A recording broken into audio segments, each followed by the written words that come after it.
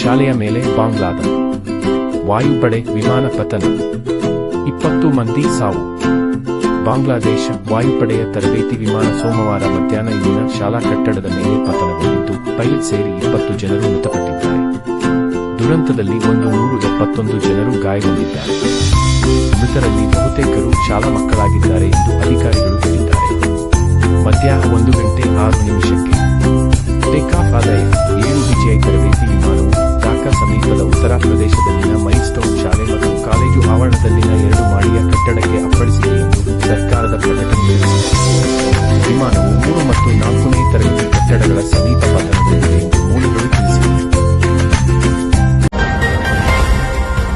ಉಪಾಧ್ಯಕ್ಷ ಜಗದೀಪ್ ಧನ್ಕರ್ ವೈದ್ಯಕೀಯ ಕಾರಣ ನೀಡಿ ರಾಜೀನಾಮೆ.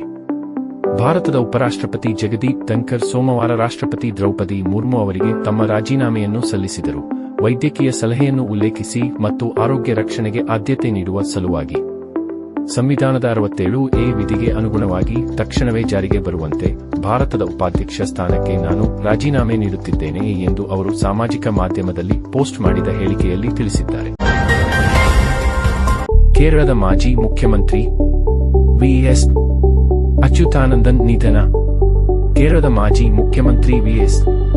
ಅಚ್ಯುತಾನಂದನ್ ಅವರು ಸೋಮವಾರ ತಿರುವನಂತಪುರದ ಖಾಸಗಿ ಆಸ್ಪತ್ರೆಯಲ್ಲಿ ನಿಧನರಾದರು. ಅವರಿಗೆ 101 ವರ್ಷ ವಯಸ್ಸಾಗಿತ್ತು. 2006 ರಿಂದ 2011 ರವರೆಗೆ ಅವರು ಮುಖ್ಯಮಂತ್ರಿಯಾಗಿದ್ದರು. 2019ರಲ್ಲಿ ಸಣ್ಣ ಪಾರ್ಶ್ವವಾಯುವಿಗೆ ಒಳಗಾದ ನಂತರ ಅಚ್ಯುತಾನಂದನ್ ಅವರು ಸಾರ್ವಜನಿಕ ಜೀವನದಿಂದ ಹಿಂದೆ ಸರಿದರು. ಅಂದಿನಿಂದ ಅವರು ತಿರುವನಂತಪುರಂನಲ್ಲಿರುವ ತಮ್ಮ ಮಗ ವಿ.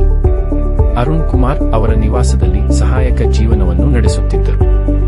ಹಿರಿಯ ಕಮ್ಯುನಿಸ್ಟ್ ಮತ್ತು ಸ್ವಾತಂತ್ರ್ಯ ಹೋರಾಟಗಾರರಾದ ಅವರು ಕೇರಳದ ಕಮ್ಯುನಿಸ್ಟ್ ಚಳವಳಿಯ ಕಬ್ಬಿಣದ ದವಡೆಯ ಐಕಾನ್ ಆಗಿದ್ದರು ಮತ್ತು ದಶಕಗಳ ಕಾಲ ರಾಜ್ಯ ರಾಜಕೀಯದಲ್ಲಿ ಉಜ್ವಲವಲ್ಲದಿದ್ದರೂ ಎತ್ತರದ ಅಸ್ತಿತ್ವವನ್ನು ಹೊಂದಿದ್ದರು.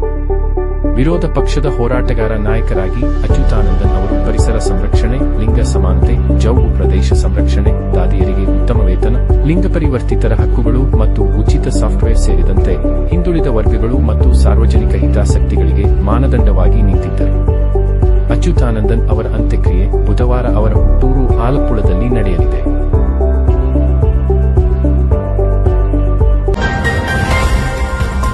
ನ್ಯಾಯಮೂರ್ತಿ ವರ್ಮಾ ಅವರ ದೋಷಾರೋಪಣೆ ಪ್ರಕ್ರಿಯೆಯನ್ನು ಸಂಸತ್ತು ಪ್ರಾರಂಭಿಸಿದೆ.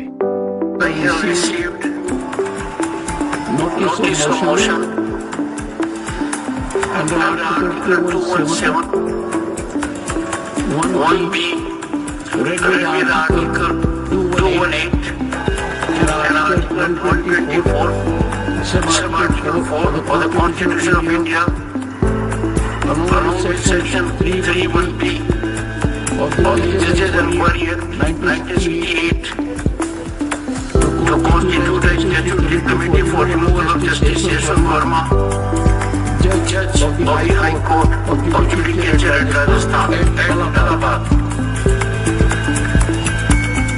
This has been received by me today. It is signed by more than 50 members of the Council of States, and thus it meets the numerical requirement of signing by members of Parliament for seeking a motion of process for removal of a High Court. MUDA ಪ್ರಕರಣ ಇಡಿಗೆ supreme ಚಾಟಿ. ಮೈಸೂರು ನಗರಾಭಿವೃದ್ಧಿ ಪ್ರಾಧಿಕಾರದ ಮುಡಾ ನಿವೇಶನಗಳ ಅಕ್ರಮ ಹಂಚಿಕೆ ಆರೋಪದ ಪ್ರಕರಣದಲ್ಲಿ ಮುಖ್ಯಮಂತ್ರಿ ಸಿದ್ದರಾಮಯ್ಯ ಅವರ ಪತ್ನಿ ಪಾರ್ವತಿ ಮತ್ತು ನಗರಾಭಿವೃದ್ಧಿ ಸಚಿವ ಬೈರತಿ ಸುರೇಶ್ ಅವರಿಗೆ ನೀಡಲಾದ ಸಮನ್ಸ್ ರದ್ದುಗೊಳಿಸಿದ ಕರ್ನಾಟಕ ಹೈಕೋರ್ಟ್ ತೀರ್ಪಿನ ವಿರುದ್ಧ ಜಾರಿ ನಿರ್ದೇಶನಾಲಯ ಡಿ ಸಲ್ಲಿಸಿದ ಮೇಲ್ಮನವಿಯನ್ನು ಸುಪ್ರೀಂ ಕೋರ್ಟ್ ಸೋಮವಾರ ವಜಾಗೊಳಿಸಿದೆ. ರಾಜಕೀಯ ಸೂಕ್ಷ್ಮ ಪ್ರಕರಣಗಳಲ್ಲಿ ಕೇಂದ್ರ ತನಿಖಾ ಸಂಸ್ಥೆಯಾದ ಡಿಯ ಕಾರ್ಯವೈಖರಿ ಬಗ್ಗೆ ತೀವ್ರ ಅಸಮಾಧಾನವನ್ನು ಸುಪ್ರೀಂಕೋರ್ಟ್ ವ್ಯಕ್ತಪಡಿಸಿದೆ. ಮುಖ್ಯ ನ್ಯಾಯಮೂರ್ತಿ ಸಿಜೆ ಬಿ.ಆರ್. ಗವಾಯಿ ಮತ್ತು ನ್ಯಾಯಮೂರ್ತಿ ಕೆ.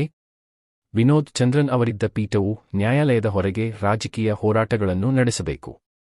ಅದು ಬಿಟ್ಟು ಇಂತಹ ಹೋರಾಟಗಳಲ್ಲಿ ಇಡಿಯನ್ನು ಏಕೆ ಬಳಸಲಾಗುತ್ತಿದೆ ಎಂದು ಕಟುವಾಗಿ ಪ್ರಶ್ನಿಸಿದೆ. ನ್ಯಾಯಪೀಠದ ಆಕ್ಷೇಪಗಳಿಗೆ ಪ್ರತಿಕ್ರಿಯಿಸಿದ ಇಡಿ ಪರ ಹೆಚ್ಚುವರಿ ಸಾಲಿಸಿಟರ್ ಜನರಲ್ ಎಸ್.ವಿ. ರಾಜು ಮೇಲ್ಮನವಿ ವಾಪಸ್ ಪಡೆಯುವುದಾಗಿ ಹೇಳಿದರು. ನಂತರ ನ್ಯಾಯಪೀಠವು ಅರ್ಜಿ ತಿರಸ್ಕರಿಸಿತು.